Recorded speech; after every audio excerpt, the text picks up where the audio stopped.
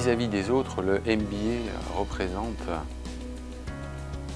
une forme de remise en cause.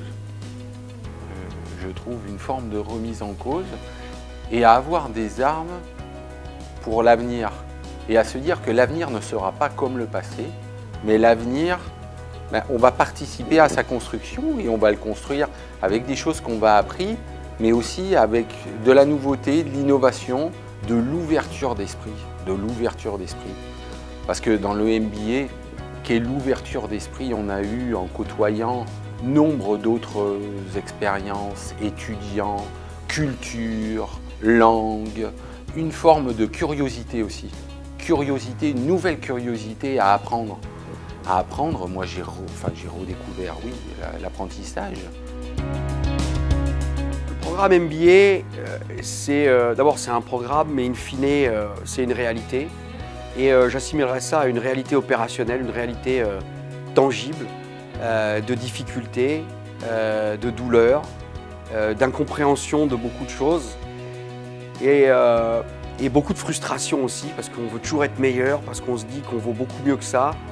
Et donc c'est une introspection et un retour en arrière. Alors j'aurais tendance à dire, si j'ai un conseil à vous donner, armez-vous, parce que le chemin est dur, il est semé d'embûches, il y a beaucoup d'abnégation, mais à la fin, c'est ce qu'on dit toujours, plus la course est longue et meilleure c'est, la ligne d'arrivée, croyez-moi, elle vaut le coup, c'est une richesse de tous les jours et j'aurais tendance à dire, on ne devrait pas s'en passer.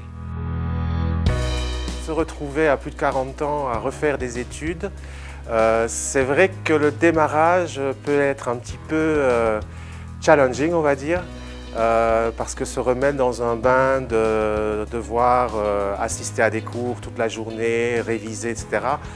Bien évidemment, c'est quelque chose, une habitude que l'on perd avec l'expérience professionnelle.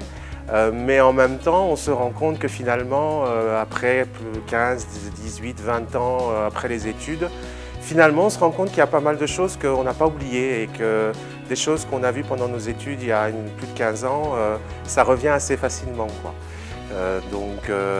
Mais quand même, le IMBA, c'est quand même costaud, quoi. Il faut quand même pouvoir tenir et c'est très varié, donc on touche à plein de matières différentes qui passent de la finance au marketing, au management de l'innovation, etc. Donc c'est un panel de matières à maîtriser très large, mais en même temps c'est très excitant.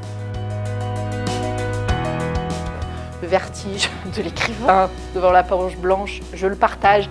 C'est un truc, voilà, on m'en avait parlé, je ne voulais pas le croire, je l'ai vécu. Je plains les prochains, je ne le referai pas, c'est sûr. Par contre, une vraie satisfaction parce que quelque part, on se rend compte que quand on veut, on peut et qu'on peut repousser les limites. Et ça a été aussi un chouette enseignement parce qu'effectivement, quand on passe 15 ans dans une société très normée, structurée, hiérarchisée, avec des process, on en arrive à, qu'on le veuille ou non, à rentrer dans un espèce de moule qui nous dénature complètement. Et quand j'ai quitté Adecco, je ne savais plus ce que j'étais capable de faire ou pas. Je ne savais pas si j'avais de la valeur ou pas. Et effectivement, le MBA m'a permis de répondre à ces questions-là. Et voilà, et cerise sur le gâteau, en plus, j'ai eu des prix. Je vais pouvoir me servir d'un magnifique trophée comme presse-papier sur les prochaines propositions commerciales. Génial. Le sujet de la thèse, c'est comment créer l'envie au travail au moyen d'un management innovant. Donc tout un programme, et qui ne se fait pas ni en quelques mois, ni en quelques années. Je pense que pour répondre à cette question, il faudrait plusieurs vies. Donc dans le peu de temps que j'ai eu à consacrer à cette tâche, les orientations, les conclusions finales, c'est que un certain nombre de valeurs retrouvées dans plusieurs sociétés aujourd'hui qui se sont posées ces questions-là, aujourd'hui et depuis quelques décennies, ces questions-là de dire qu'est-ce qu'on pourrait faire différemment, comment on pourrait être à la fois capitaliste et humaniste. Les valeurs fortes de ces sociétés sont la liberté, la démocratie, la transparence.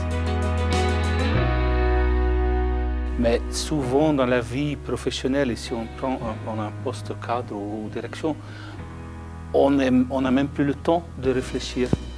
Alors le conseil, c'est vraiment pas avoir peur de calmer, de sortir de son routine de vie et pas avoir peur de faire, j'exagère un peu, seulement faire ça, vraiment réfléchir.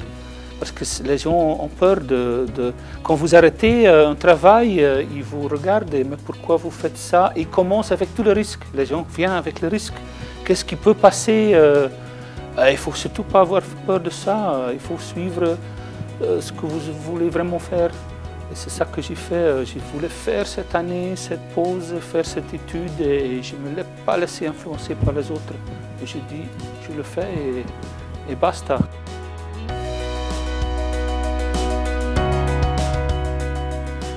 C'était ma première remise de diplôme des étudiants MBA en tant que directeur du développement des programmes. Je suis ravi de cette cérémonie. Je suis vraiment content des étudiants, des participants et le fait qu'ils viennent avec des projets qu'on a portés pendant 1 an, 2 ans à travers ce programme. Aujourd'hui, ils se concrétisent. On les voit tous à créer des entreprises, à reprendre des entreprises, à être directeur de leur business unit ou de leur entreprise. Donc fier d'eux, fier de ce programme, content des accréditations qui nous accompagnent et fier d'être à Montpellier Business School.